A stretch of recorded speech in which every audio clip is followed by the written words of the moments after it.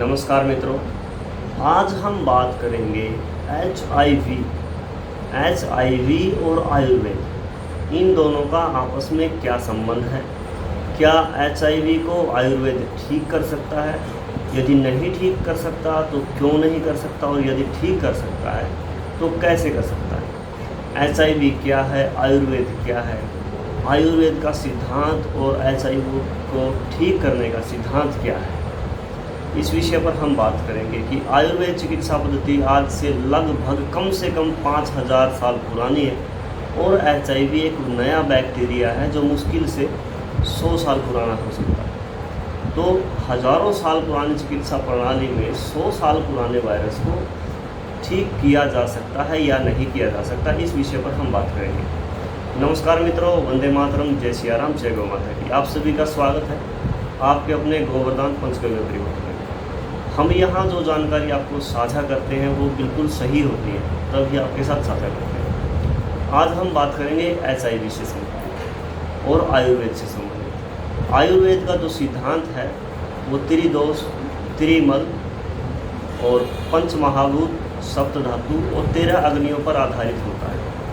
तो सबसे पहले हम देखते हैं 3 दोष क्या होते हैं। 3 दोष होते हैं वात, पित्त और कफ। 7 हमारे धातु होते हैं, रस, रक्त, मांस, मेद, अस्थि, मज्जा और शुक्र। 13 हमारी अग्नियाँ होती हैं, 5 महाभूत की अग्नियाँ होती हैं, धरती, अग्नि, जल, वायु, आकाश और पृथ्वी। और 7 जो हैं हमारी अग्नियाँ होती हैं,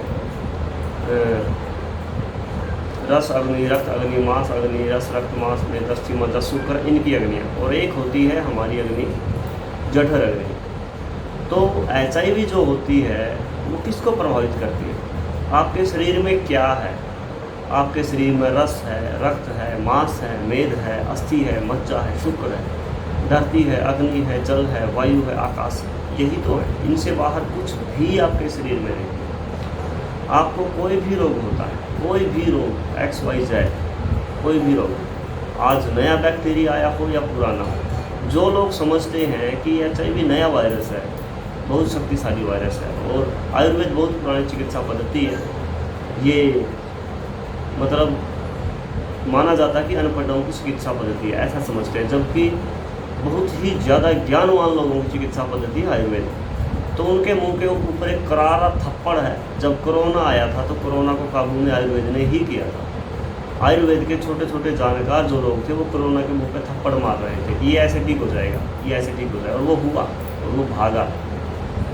जबकि कोरोना को जो है HIV से बड़ी महामारी के रूप में देखा गया था।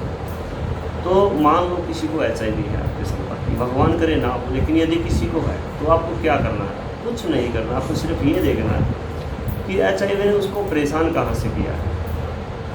उसको जलन होती है शरीर में कहीं भी, या थकावट होती है बहुत ज़्यादा, या शरीर में दर्द होता है, या उसको कफ होती है, उसका शरीर सूखने लगा है, कमज़ोर होने लगा है।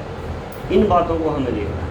मान लो कोई व्यक्ति है जिसको HIV है और उसको पूरे बदन में जलन होती है, बहुत ज़्यादा बड़ी भयंकर जलन होती है, तो आपको क्या करना है? आपको उसकी जलन ख़त्म कर देनी है और जो बैक्टीरिया है वो अपने आप मर जाएगा। अब जलन ख़त्म करने के लिए आयुर्वेद के अंदर हज़ारों दवाइयाँ हैं, बहुत सारी दवाइयाँ हैं जो जलन को ख़त्म कर देती हैं। अब मान लो किसी के शरीर में दर्द हो रहा है, जकड़ाहट हो रही है, खिंचाव हो रहा है, नसों में खिंचाव हो रहा है, शरीर सूखने लगा, नसें सूखने लगी, तो हमें क्या करना है? हमें उनको वो चीज़ें देनी है जो शरीर को तर कर सके, शरीर को चिकनाई दे सकें, शरीर को ताकत दे सकें। वो चीज़ें शरीर को सूखने से अपने आप रोक देंगी। बढ़ी हुई वायु के बिना शरीर में खिंचाव नहीं होता, बढ़ी हुई वायु के बिना शरीर में दर्द नहीं होता, बढ़ी हुई वायु के बिना या अग्नि के बिना शरीर सूखता नहीं। अगर बिना जलन के सूख रहा है तो वायु की वजह से है, और अगर जलन होकर सूख रहा है तो अग्नि की वजह से है। तो यानी वायु और अग्नि को यदि हम कम कर देंगे तो शरीर का सूखना, शरीर का जलना, शरीर में जलन, शरीर में खिंचाव, शरीर में दर्द, ये चीज़ें जो हैं ख़त्म हो जाएंगी। अब ये HIV के मरीज़ को हो, कैंसर के मरीज़ को हो, या किसी साधारण मरीज़ को हो, ठीक है।